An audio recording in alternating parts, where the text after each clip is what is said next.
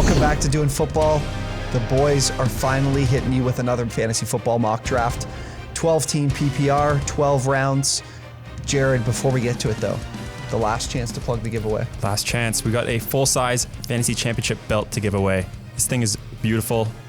All you gotta do, subscribe to the channel, send us a screenshot of you being subscribed to either our Instagram or our Twitter, and you're into the giveaway. Look, I wanted to tell my buddies in my home league that they should be entering so that I have the chance to win this belt myself, but I would never do something like that. Anyways, drafting out of the 5 and 12 spot. The boys in the Discord have really wanted this mock draft the last few weeks, so if you aren't already, Discord is in the description. You can recommend videos in there too. I'll probably do them. Yeah, looking to crush some videos as we get into August. So 5 spot for me, 12 spot for Jared. Jared, let's go. I'm terrified of the 5 spot. So this is why I'm taking the 5 spot. I'm terrified of it. Oh, wow. What is going on? Christian McCaffrey falls to 3. Okay, well. Just goes to show it's not always the same on these sleeper mock drafts. You never know who you're working with. They see the Derrick Henry workload and they're just like, they just gimme. Sometimes team 1 wants to mix it up. I'm taking Saquon Barkley. I'm doing it. He's ranked 5th in my running back rankings. I have to do it, even though I told Jared that this 5 spot scares me.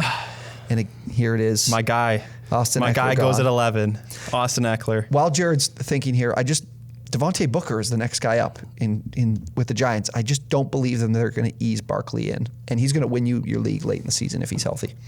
I'm a little worried about the injury, but we'll see how it is. I don't know. I always like to be staying away from injuries in the first round. All right, let's see here. I am definitely a big component of going running back early. Mm-hmm. However, because we don't have Cam Akers anymore, the only guy I'm very confident going here is Antonio Gibson. And then because he's still available, Travis Kelce at the beginning of the second round is a steal. Yeah, like you get such a value with Kelce at this point in the draft that why not take him here? He's going to give you so many more points than any other tight end. It's like, I'd be willing to take him at any point in the second round. 201, smash. Yeah, grab that. I'm with you there. So, okay, coming back to me here, here's where what I'm thinking. There's a few running backs I like. I like Clyde Edwards-Helaire. J.K. Dobbins is a guy I've talked about. DeAndre Swift. Those 3 are the big group I have, the guys I'd really like. Clyde is definitely the top for me. But Calvin Ridley, to me, is extremely enticing in this spot. Same with Darren Waller.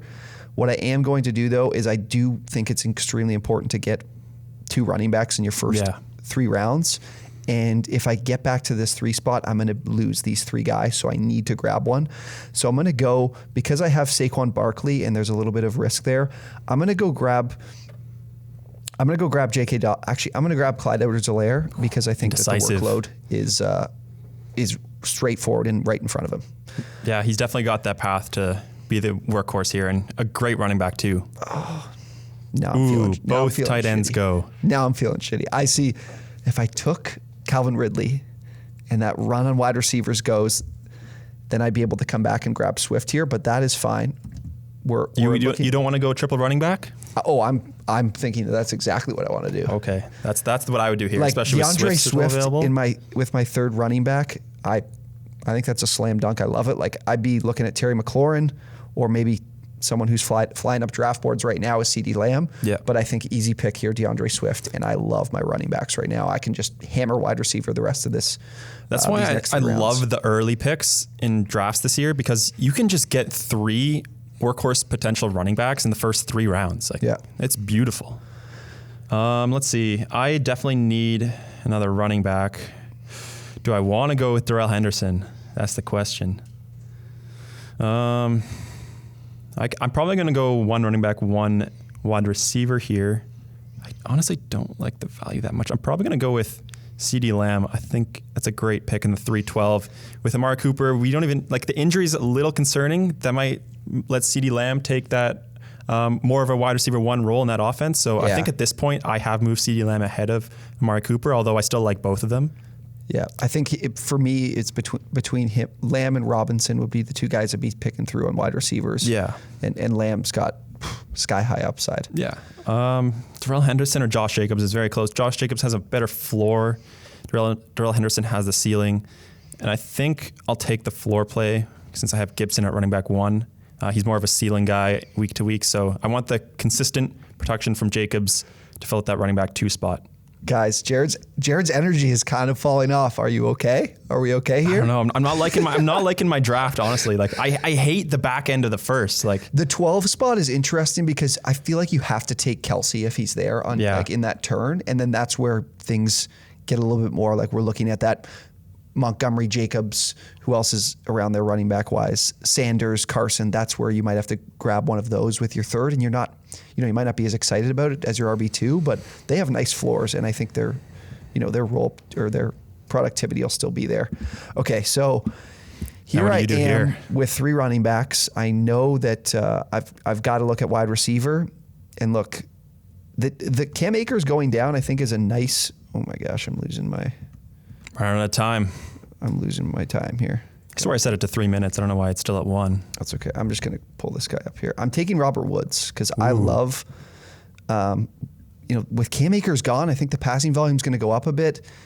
Matthew Stafford, look what Robert Woods did with Jared Goff last season, in his career. I definitely like him a lot more than Kupp with Stafford. I think he's going to have like more of the intermediate role, like in terms of depth of target, and that's what Stafford will try to utilize more than the short game with Kupp. Yeah. So now I'm thinking about who I'm going with the second pick coming back. I really like Brandon Ayuk. Tyler Lockett, I think, is someone that's going to compete really well with DK Metcalf for competition and touches. I'm going to go Tyler Lockett. I think that people are really undervaluing Tyler Lockett in competition with DK Metcalf. I think this season could be either one of theirs to have, and you're getting Lockett like 3 rounds later. So yeah, that's a solid pick. Lockett's going to have those weeks that's just absolute monster weeks. Mm-hmm. So it really depends on if those low floor weeks are back this year as well. Exactly. I think for me, this is an easy pick on Ayuk here. I'm just going to immediately make that pick. Ayuk is probably the wide receiver 1 in this offense, and he has the upside, I think, to even score more points than Kittle and be more involved than Kittle.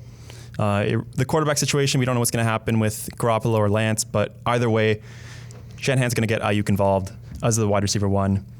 I actually really like Javonte Williams here too. Yeah, considering where you are with running backs. I definitely could use another good running back, and I think Javonte Williams, I was lower on him to start the year, but I'm heating up on him, and I think he has the potential to take over sooner than I thought. And if he does, this guy's got so much upside and a great running back 3 to have on your team. Now, tell me what you think, like what has you taking Javonte Williams over someone like Mike Davis, who is the running back 1 in the offense? I just don't trust Atlanta's backfield. Like they haven't had a fantasy relevant running back since like 2017, that year when Matt Ryan was the MVP. Mm-hmm. So I don't know.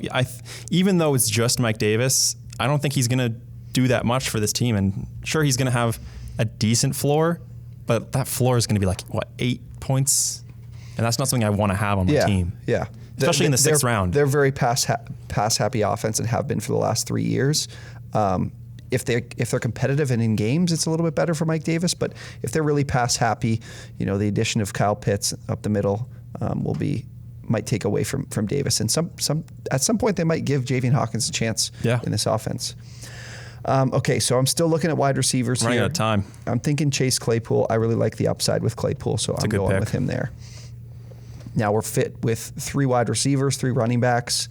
Still no tight end or quarterback. Still no tight end or quarterback. This was the time to start looking at quarterbacks.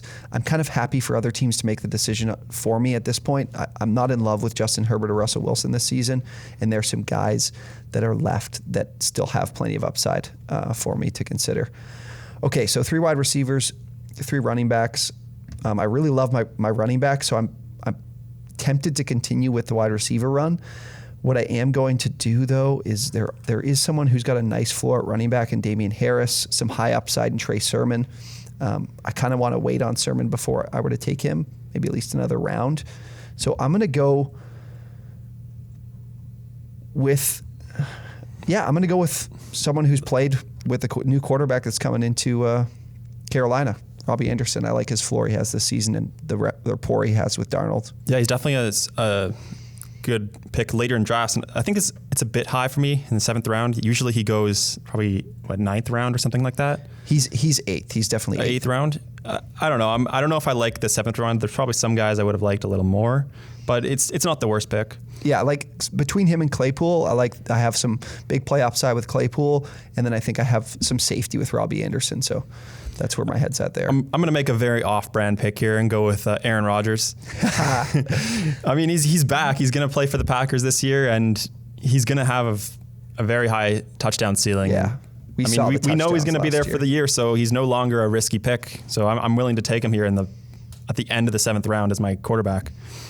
Let's see. Running backs. Trey Sermon still on the board. I like that. Mm-hmm. In the 8th round is pretty good value. If you don't take him, I will.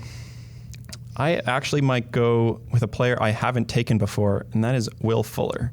He's going to miss week 1. He's suspended. But after that, I honestly see him as the wide receiver 1 in this offense. Jalen Waddle, he's a rookie, but he's going to open up the field. I think that's going to be his main role as a rookie, and I don't think he's going to have that high of volume. Meanwhile, Fuller is going to be the guy. He's made some really nice plays with the Texans, and I think he's got that potential to make downfield plays as well as be the guy to catch the most passes in this offense. So I'm the only guy without a quarterback right now, so I'm definitely not taking one on this one, but I already said it to you. If you didn't take Trey Sermon, I was going to take him. Yeah, he's that's there, a solid pick. So we're grabbing him in the middle of the 8th. I probably would have taken him if I didn't need a wide receiver 3 still. All right, so we see a mix of some Moss, Carter, Mike Williams, who I love. He was someone to consider. So for me, quarterback-wise, I'm happy to grab Ryan Tannehill. That's an easy pick for me. And I think at this point in the draft, there's some guys I could take a chance on at wide receiver. We talked about Michael Pittman before. It's still too early for me to take him.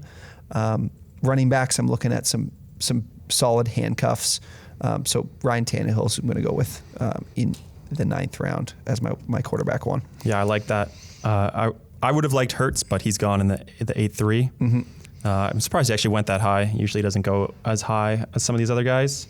I mean, a strategy both of us are using is, or actually no, just you, because I forgot I did take Kelsey at 201. But yeah.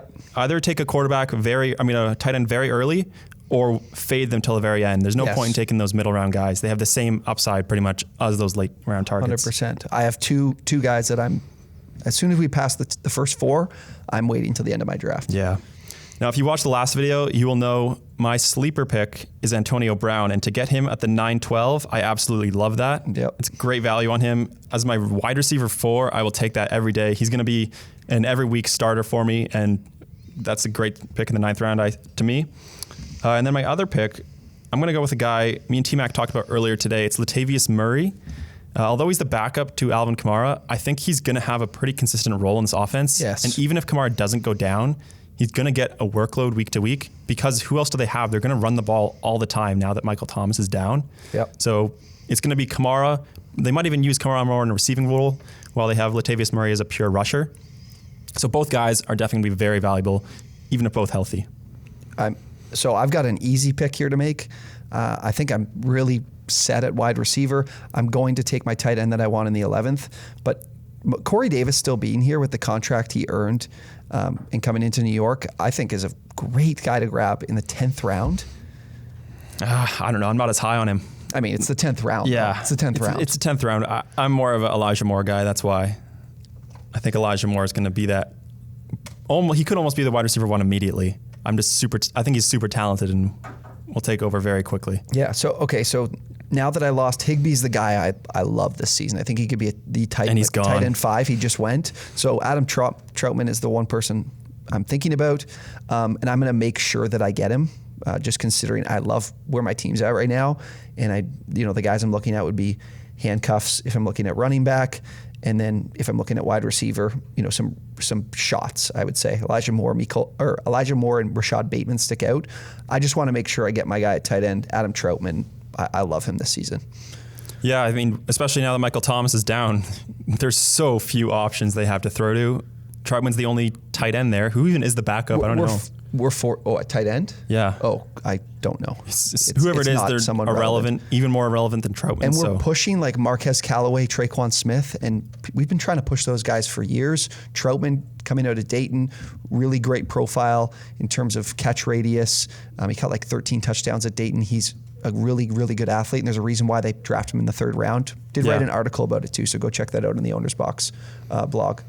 Now, I mentioned him before, and I'm going to take Elijah Moore, the guy who I think has the potential to take over in this Jets offense. And with how much upside he has, to get him in the 11th round, I will take that every day of the week. I would probably take him in the 10th, maybe even the 9th round, depending on who's available. Like, at this point in the draft, you're looking for those high upside guys, and that's what Elijah Moore has for you. So why not take him here? My other pick, I might go with Alexander Mattison, another backup. Or maybe I want to take a quarterback. Don't do it. No? No, I'm going to go with Trey Lance. You motherfucker.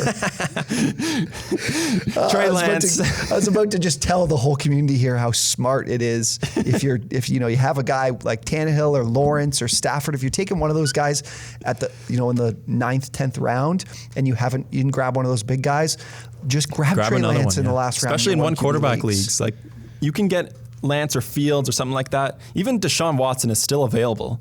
Sure, he might not play this year, but you're using such low draft capital on him that it's worth it to take him at this point for how much upside he has. Yeah, and you just said exactly what I'm going to do. I'm taking Deshaun Watson for the exact reasons that he just mentioned. We're in the 12th round. I have Ryan Tannehill. He's proven to be a QB1 in the last few seasons. But if Deshaun Watson's on the field this season, he's an elite fantasy producer. Yeah, Let's not talk about his personal situation, the situation with the Texans, but it's easy to grab him here at the last pick and over grabbing a running back handcuff or grabbing who just went. Russell Gage, McCole Hardman, Nelson Aguilar went after. So I'm happy to go with Deshaun Watson. Yeah, great pick there. Anyways, we'll throw our teams up on the screen for you to check out, but I'll go through who I have quickly. Ryan Tannehill as my quarterback. My 2 running backs are Saquon Barkley and Clyde Edwards-Helaire. Wide receivers, Robert Woods, Tyler Lockett. Tight end, Adam Troutman, DeAndre Swift, and Chase Claypool in my 2 flex spots. And then in my bench, some good floor with Robbie Anderson, a really high ceiling with Trey Sermon. Corey Davis, big contract, I think is insured to have a solid role in the offense there. And then Deshaun Watson with some high upside as my second quarterback.